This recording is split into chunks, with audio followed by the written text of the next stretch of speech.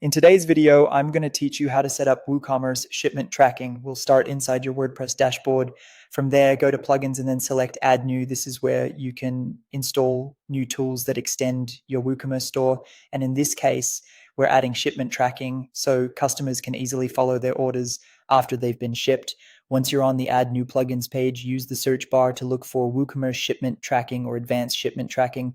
When you find the plugin, click install now and then click activate. Activating the plugin makes the tracking features available in your WooCommerce settings and order pages. After the plugin is active, navigate to WooCommerce and then open Shipment Tracking or the equivalent settings area for the plugin you installed. This is where you'll configure the general behavior of shipment tracking for your store before adding tracking details to individual orders. Next, select your default shipping providers from the available list. This helps streamline the fulfillment process because your most commonly used carriers will already be set up and ready to choose later. If your local courier isn't included in the built-in options, you can add it manually as a custom provider, which is especially useful for regional or less common delivery services. From there, choose where the tracking information should appear. For example, you may want it included in order emails or shown through a track button in the customer account area. These display options improve the customer experience by making tracking details easy to access without requiring extra support requests.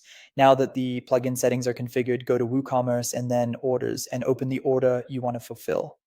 On the order page, look for the shipment tracking meta box, which is usually located on the right side of the screen. In that box, click Add Tracking Number to begin entering the shipment details. Then select the shipping provider, enter the tracking number, and choose the date shipped. Make sure this information is accurate since customers will rely on it to monitor their delivery status. Using the correct provider is also important because it ensures the tracking link points to the right carrier. After everything is filled in, click Save Tracking. This stores the shipment information with the order and prepares it to be shown wherever you enabled tracking visibility earlier in the setup. Finally, complete the order and notify the customer.